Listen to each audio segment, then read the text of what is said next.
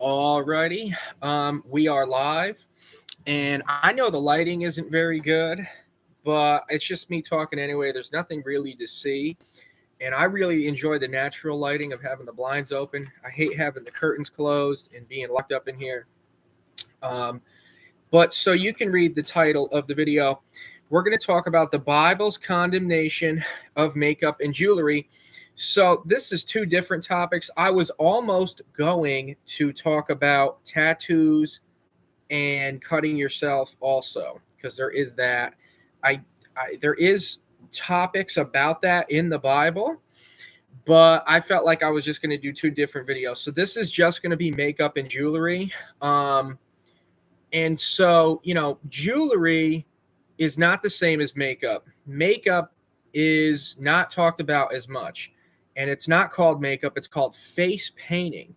In the Bible, I use the King James Version. That's the terminology it uses to use. I don't know what the NLT is saying or anything like that.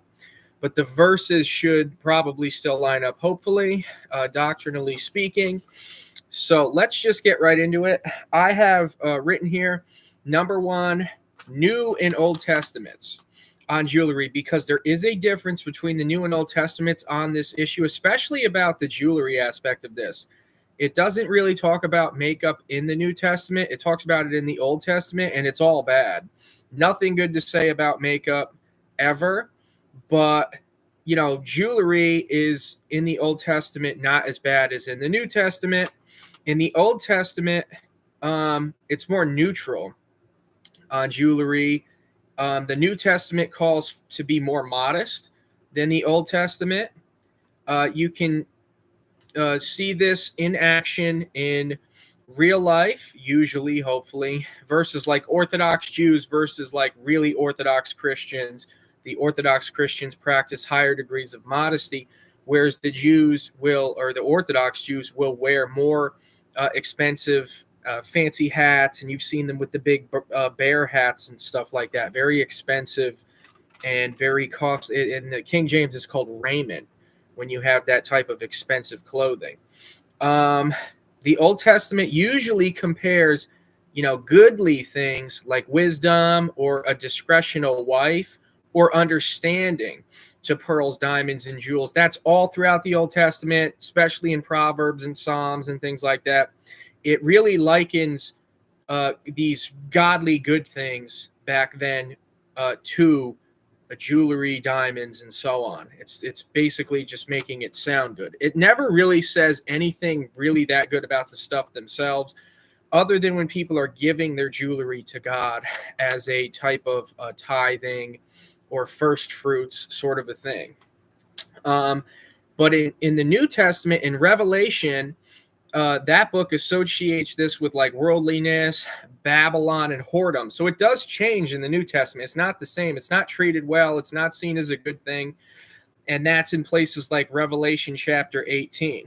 But moving on to number two, modern women and the snout ring. I have this written down. This is very common among women in 2024 America. And really, even the last few years, I've been seeing this more and more. I believe that this is associated with poor behavior. And what am I talking about? Women in the snout ring. And we're going to get to a scripture about this here in a second. But you see these women walking around with a big, like almost like a hog ring, because I think they used to put a ring in a hog's nose and maybe even like a cow and stuff like that, so you could pull them around. You got to control them and pull them around by this hog ring. But you'll see women do this, and they're getting these weird nose rings, these hog rings. I think it's a red flag. And Proverbs 11:22 talks about something, and this is why I thought it was interesting. Whenever I see a woman with this snout ring, it reminds me of Proverbs 11:22 that says, "As a jewel of gold in a swine's snout, so is a fair woman without discretion."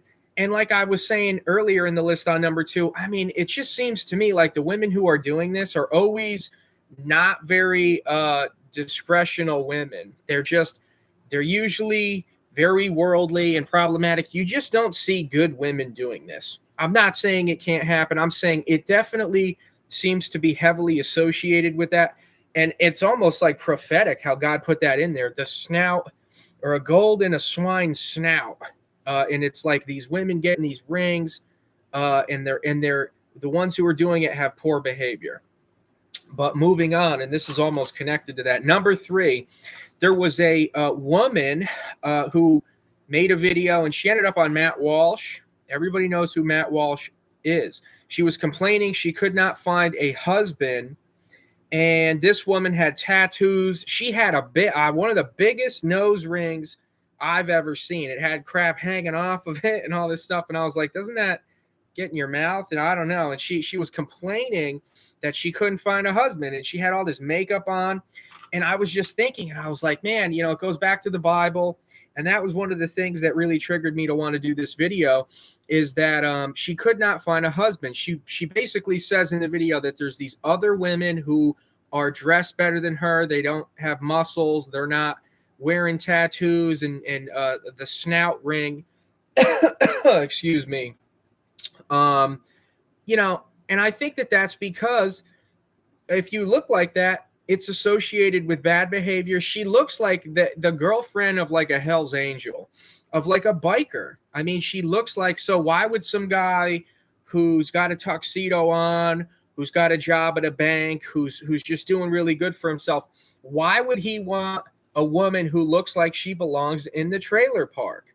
It doesn't make any sense. And I feel bad. But I will say this, and I thought about this earlier, don't have it written down, is that usually women who do these types of things, their tattoos, their nose rings and stuff, they don't get it. It escapes them that this is poor behavior. They really do lack discretion. They really do lack discernment on this issue. They make poor decisions. I can't make a connection. I don't know why anybody would do that and get these wicked tattoos and get these weird nose rings and really cake on that makeup. I mean, I'm a guy. I just don't understand it. They look like the trailer park czars. These women who live in the trailer park who are committing adultery, and they're out there in the thing fist fighting with each other and stuff. You could see them on live PD or episodes of Cops and that type of thing. It's just associated with that kind of behavior. But nevertheless, moving on, we're going to get into some scriptures now. I'll let God talk about it more than me. Number 4, and this is going to be 1 Timothy 2:9. In like manner, also that women adorn themselves in modest apparel, with shamefacedness and sobriety, not with broided hair, or gold, or pearls, or costly array. Sounds like a commandment to me. Don't do this. And it says it again in 1 Peter 3:3, and I think there might even be another one. 1 Peter 3:3 is definitely another one, but I think there might even be a tertiary scripture regarding this. And if this is a commandment that you're not supposed to wear this jewelry and do all this stuff, you do see people doing this. It's not biblical. I would almost go so far as to say that due to the fact that it is condemned specifically, that they are not to do this, that it is a sin when you see people, and this could apply to men as well, but it is only addressed to women. So I don't know why, but I guess God chose to do that. But if you're a guy and you're wearing nose rings and stuff and big gold Rolex watches or whatever, it says not to adorn yourself in pearls and gold and costly array. I think it says it to the women specifically because women are going to struggle more with that. But number 5, Jezebel. So this is going to be about the makeup. We're now kind of moving on into the makeup portion of this. There's 2 scriptures about this in the Bible that I was able to find. One is Jezebel in 2 Kings 9:30 paints her face. She's doing her mischievous stuff, and she's looking out of a window. So she paints herself up to be seen, I guess. She's sticking her head out of a window. In 2 Kings 9:30, everybody knows or should know about Jezebel. If you don't know about Jezebel, you really need to get into the Bible. This is not 101 stuff, in my opinion. This is going to be less milk and more meat, honestly. You need to know who Jezebel is. She's really talked about in the New Testament and set forth as an example of what to avoid in the New Testament. But the second scripture is going to be listed here under number 6, Jeremiah 4:30. And in Jeremiah 4:30, God said, "And when thou art spoiled," let me say it again. And God said, "And when thou art spoiled, what wilt thou do? Though thou closest thyself with crimson, though thou deckest thee with ornaments of gold, though thou rentest thy face with painting, in vain thou shalt make thyself fair. Thy lovers will despise thee. They will seek thy life." And it's interesting here, if we read closely, it doesn't say that they are just doing up their faces with this face painting, meaning makeup. It says, "Thou rentest thy face with painting." And rent in the Bible means to split or tear apart. It's used negatively. It's not used as a positive thing. When somebody rents their clothes, they're ripping their shirt off and stuff. It's usually sorrow and mourning. So God, you can just see the keywords here. The exegesis of this is just like, this is not a good thing. They're painting their face. And going back to the beginning of the verse, it says, "When thou art spoiled."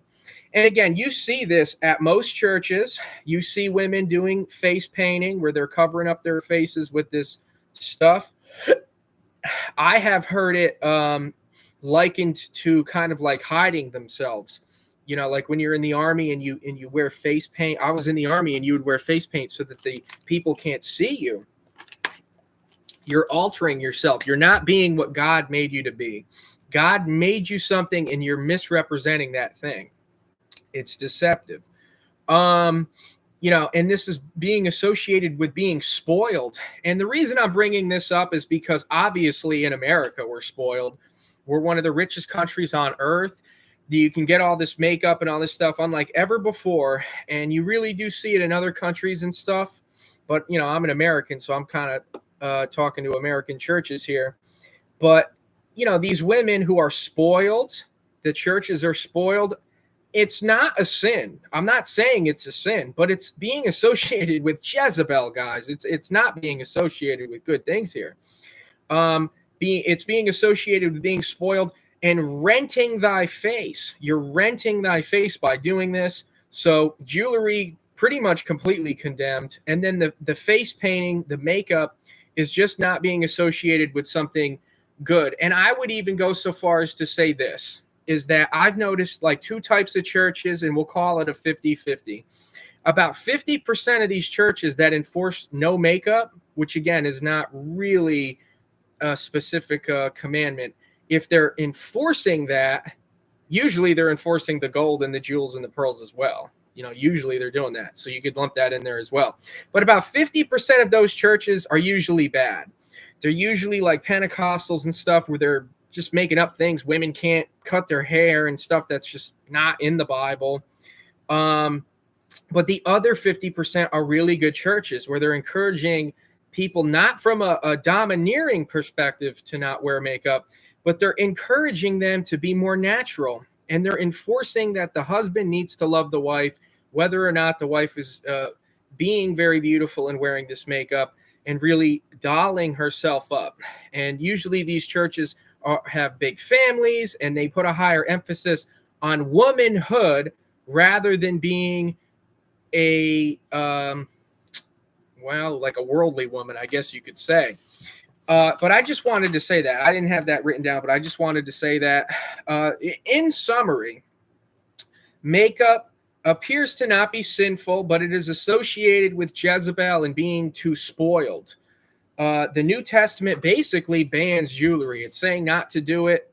You do see people doing this. I wanted to make a video about this because I do not see people talking about this. And it's very normal to see these women with the fake up, cake up, Carvel cake makeup on at the church. I mean, and they're just doing it in front of everybody.